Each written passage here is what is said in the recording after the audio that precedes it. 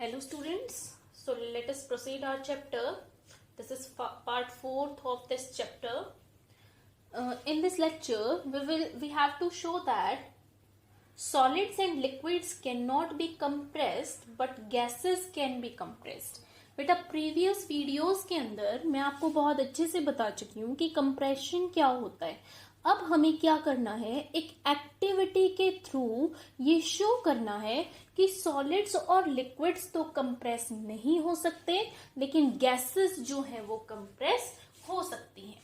तो उसमें हम क्या लेंगे, हम एक सेटअप लेंगे. This is a type of syringe.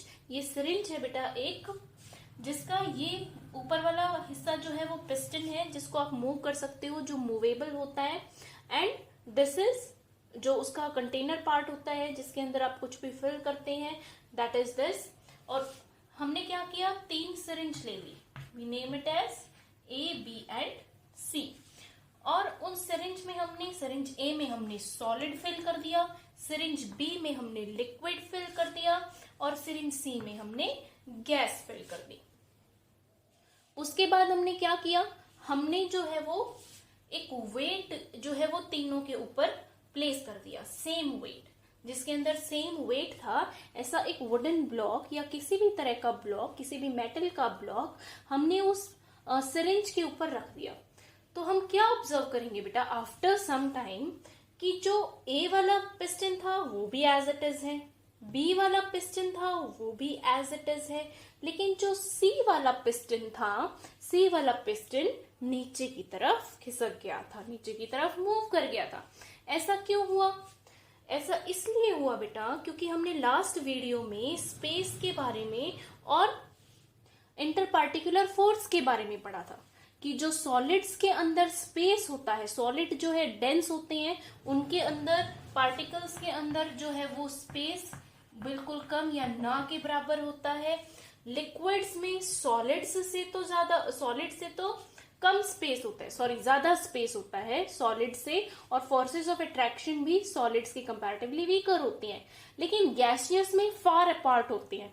तो प्रेशर लगा के जो गैसियस के पार्टिकल्स हैं, गैसेस के पार्टिकल्स हैं, उनको फिर क्लोज लाया जा सकता है. उसी को हम क्या बोलते हैं, कंप्रेशन. तो इसमें तो कोई जगह ही नहीं थी कि पार्टिकल्स मूव करे, इसमें भी इससे तो कंपैरेटिवली ज्यादा था लेकिन फिर भी उसको कंप्रेस नहीं कर पाए. लेकिन गैसेस के अंदर इनफ स्पेस होता है पार्टिकल्स के बीच में, दैट्स व्हाई वो क्या हो गए थे, फिर कंप्रेस हो गए थे. Okay, our next topic is diffusion. Diffusion मैं आपको पहले भी बता चुकी हूं बेटा. What is diffusion? Diffusion is defined as movement of particles from its high concentration to its low concentration. So what is diffusion?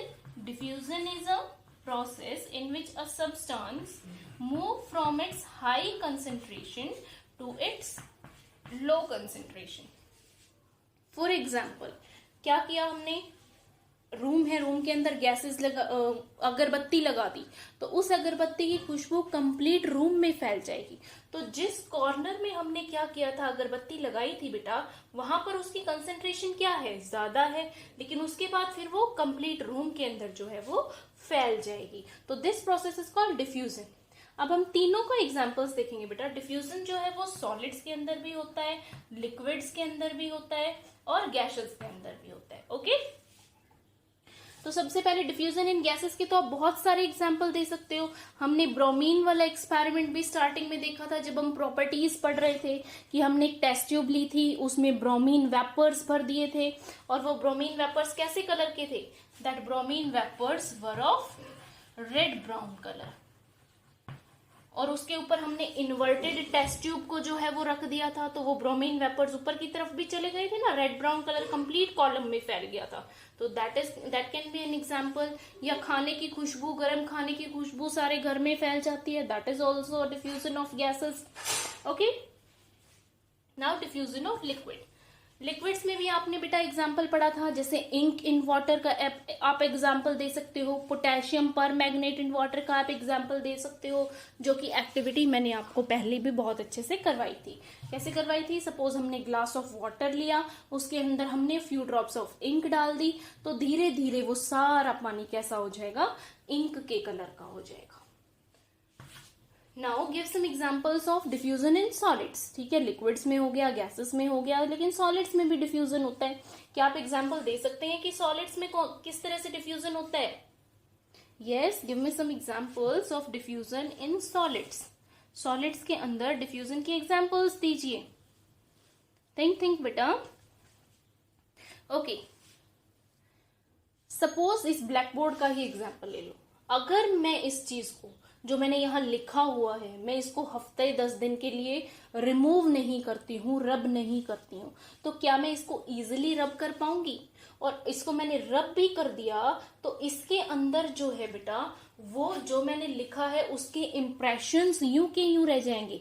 ऐसा क्यों होगा? क्योंकि बहुत ज्यादा टाइम होने के बाद पार्टिकल सॉलिड्स के बहुत धीरे धीरे मूव कर पाते हैं because of higher forces of attraction. तो उससे क्या होता है कि जब काफी टाइम हो जाएगा इसको रब किए बिना, तो इसके कुछ पार्टिकल्स जो ब्लैक बोर्ड का सरफेस है, उस ब्लैक बोर्ड के सरफेस के अंदर पेनिट्रेट कर जाएंगे। तो that is also an example of diffusion in solid. या फिर अगर आप दो मेटल्स को एक दूसरे के ऊपर इस तरह से रख देते हैं और काफी लंबे टाइम तक, कई महीनों तक अगर आप उसको नहीं छेड़ते हैं, तो आप क्या देखोगे कि जो नीचे वाला मेटल था या जो ऊपर वाला मेटल था, उस पर एक लेयर जो है वो दूसरे मेटल की जिसके ऊपर वो रखा हुआ है वो बन जाएगी। That is also an example of diffusion in solids. Okay, तो यहाँ पर आपका फर्स्ट पार्ट कंप्लीट हो गया है बेटा। नेक्स्ट लेक्चर में हम आगे प्रोसीड करेंगे। Okay, thank you.